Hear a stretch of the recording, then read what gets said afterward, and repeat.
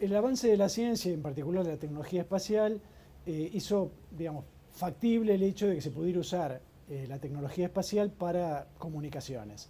En particular, lo que ocurrió fue que en algún momento hubo digamos, un escritor, Arthur Clarke, que visualizó que había un lugar en las órbitas, digamos, que tenía una particularidad, y era que desde la Tierra un objeto que estaba orbitando en esa posición, que se llama órbita geoestacionaria, quedaba fijo.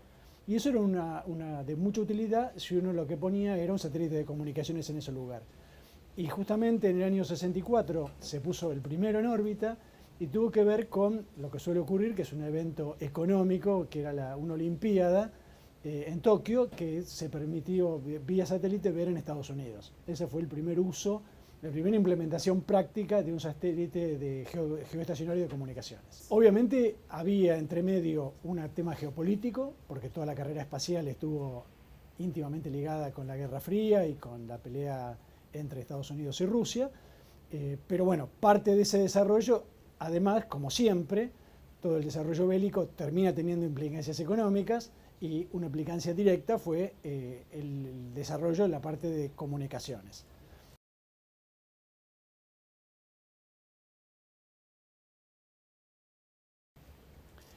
La industria satelital en Argentina no estuvo directamente o siempre directamente ligada a la parte militar, pero en realidad la parte, digamos, de cohetería sí estuvo ligada a la Fuerza Aérea en un principio, y la Comisión de Actividades Espaciales, o la CNIE como se llamaba en su momento, dependía de Fuerza Aérea. Es decir, que no tuvo un uso bélico, pero sí tenía un manejo del área militar por el área estratégica. Y el uso principal que se le daba era a la parte de imágenes y a la parte de teledetección. Es decir, esto, digamos, el uso de imágenes puede ser tanto bélico como para saber despliegue de tropas, o puede ser uso económico como para saber, por ejemplo, el estado de los cultivos, inundaciones, digamos, catástrofes naturales, etc. En Argentina hubo un momento en el cual se cruzó, si querés, con un uso bélico, que fue el desarrollo del misil Cóndor, digamos, en el fin de la última dictadura cívico-militar, principio de Alfonsín, pero después, justamente, cuando accede Menem al gobierno, el gobierno de Estados Unidos presiona y se discontinúa completamente. Se crea la Comisión de Actividades Espaciales, la CONAE, y Conrado Baroto, que es puesto a cargo, justamente lo que decide es que cada paso que va a dar a partir de ese momento lo va a hacer de forma tal que nadie dude de que no tiene ninguna utilidad militar lo que se va a hacer. Por ejemplo, el misil Cóndor tenía propulsión de combustible sólido, y el tronador, que es el que empiezan a desarrollar como nuevo lanzador, es de combustible líquido. Digamos, el lanzador de combustible líquido requiere un par de días para alistarlo, para ponerlo en órbita, entre que se cargue el combustible y demás, con lo cual no tiene ningún uso bélico, porque si estás 2 días preparando un misil, digamos, todo lo que podía pasar ya pasó. Y eso no fue casual, eso fue una decisión estratégica, porque Baroto quería tener acceso a los posibles proveedores de tecnología, y entonces, de alguna manera, usando algo que no tenía ningún tipo de utilidad bélica, él pensaba que era más fácil tener asesoramiento de ayuda de Estados Unidos.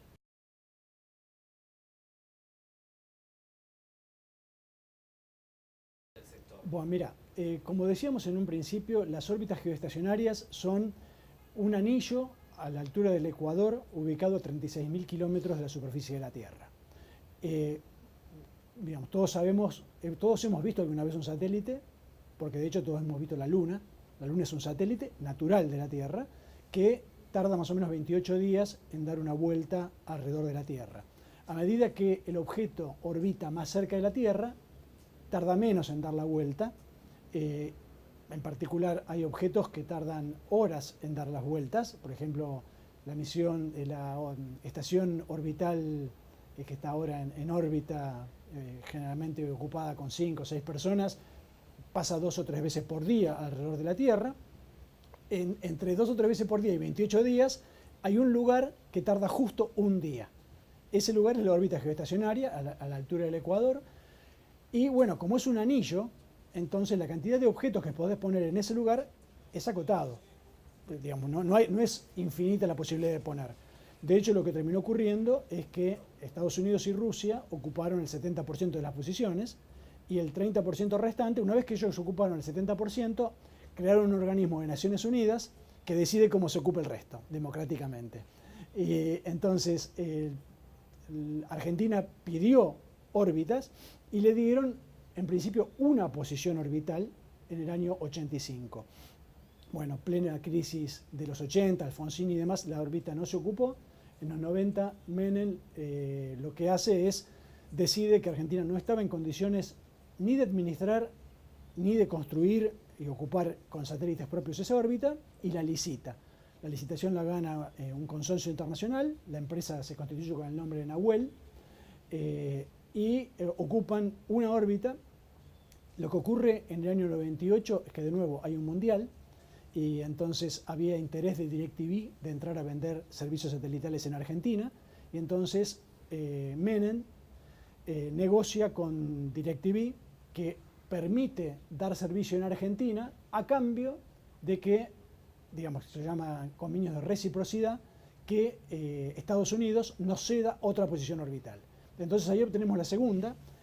Hay un decreto del gobierno de Menem que le otorga esa segunda posición a Nahuelzat para que lo ocupe, y por distintas razones lo que terminó ocurriendo es que desde el año 2004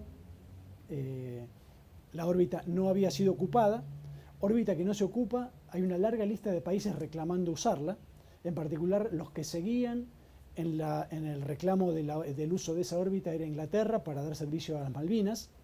Después incluso quedó en duda si la empresa que estaba controlando a Nahuelzat en ese momento no era de los mismos intereses económicos de la que estaba reclamando, es decir, que no había un interés en que nosotros perdiéramos la órbita porque ellos mismos la iban a recibir. Pero bueno, más allá de eso, el gobierno argentino decidió ocupar la órbita, digamos, sacársela a Nahuel y constituir una empresa que fue ARSAT para ocuparla de manera propia. Pero además digamos, podrían haber creado una empresa y haber comprado un satélite, y como había hecho Nahuel. Lo que se decidió fue que además de administrar el servicio satelital, Argentina iba a construir el satélite y lo iba, digamos, a operar después en su etapa de vida.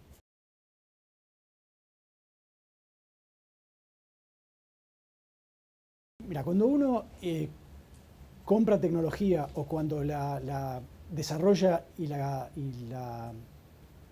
digamos, la puede usar de manera autónoma, hay un cambio sustantivo. Es decir, por lo pronto un cambio económico, porque cuando vos comprás llave en mano, son todas divisas que vos digamos, mandás afuera y comprás trabajo de afuera de calidad. En la medida en que vos podés reemplazar, aunque sea parte de ese trabajo hecho en el país, esos son sueldos que se pagan en el país, gente que cobra en el país, que gasta en el país, que va al supermercado en el país y que da trabajo a argentinos. Así que ahí ya tenés un primer punto. El segundo punto, que no es menor, es decir, los satélites que se hicieron, el ARSAT-1 y el ARSAT-2, obviamente, como todos los satélites que te hacen de comunicaciones en el mundo, tienen partes que hacen 2 o 3 empresas en todo el mundo y que son importadas. Pero lo primero que ocurrió es que había un grupo de argentinos que habían trabajado en la empresa Nahuel, que estaban en condiciones, porque de hecho la empresa Nahuel les había hecho especificar satélites para comprar, estaban en condiciones de especificar un satélite. Que eso ya no es poca cosa, es decir, tener ingenieros que sepan qué le vas a comprar a cada uno y qué te conviene comprarle a cada uno, ya es buena parte del conocimiento necesario. Eso lo tenía la gente que se incorporó a ARSAT, que venía de Nahuel. Y eso fue lo que le dieron como paquete de compra a INVAP. Entonces INVAP desarrolló una parte en INVAP, una parte hizo desarrollar a pymes de la zona de Bariloche y de Argentina, y otra parte compró afuera. Pero decidió Argentina qué hacía en cada caso.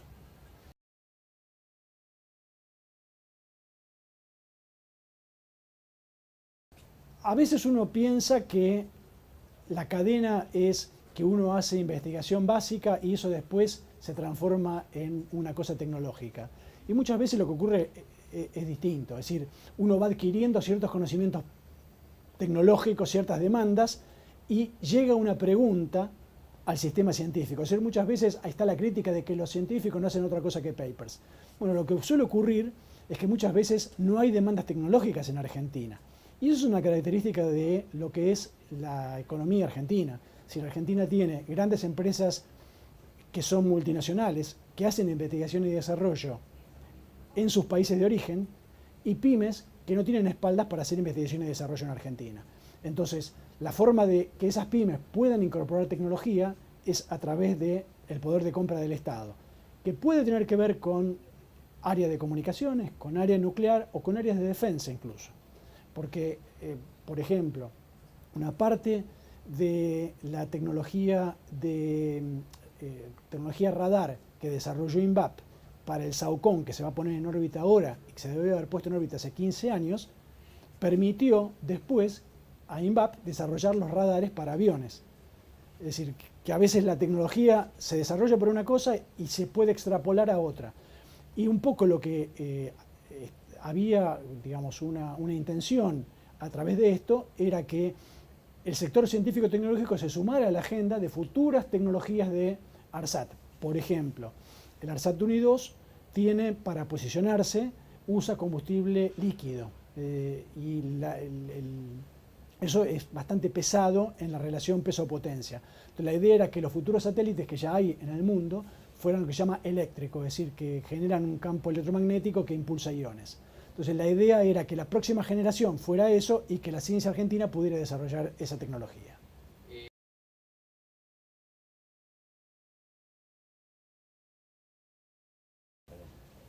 Cuando uno tiene que pensar en el futuro de ARSAT, no lo puede pensar solo desde el punto de vista de ARSAT como empresa, porque de alguna manera, si uno piensa que la decisión que se tomó en el 2004 de crear una empresa como ARSAT fue una planificación elaborada, se equivoca. La realidad es que hubo de alguna manera una decisión política de preguntar si eso se podía hacer en Argentina y decidir hacerlo apostando a que eso iba a generar unas consecuencias, unas externalidades positivas. Eso fue lo que de alguna manera, la decisión que se tomó en ese momento. En particular, cuando se votó la creación de ARSAT, Pinedo era senador y votó en contra. Y cuando se aprueba la Ley de Desarrollo de la Industria Satelital en el 2015, el PRO votó en contra. Y eso es porque, en particular, el área del PRO que maneja el área de comunicaciones considera que no tiene sentido desarrollar una industria satelital y que lo que hay que hacer es tener servicios satelitales baratos, comprados de afuera, y usar esos servicios satelitales y nada más. Entonces, cuando vos visualizás, por ejemplo, la industria satelital simplemente como un servicio y no como un motor de desarrollo industrial, bueno, tomaste toda una decisión. Entonces, lo que se está viendo ahora con la paralización del ARSAT 3 es simplemente la consecuencia de esas políticas.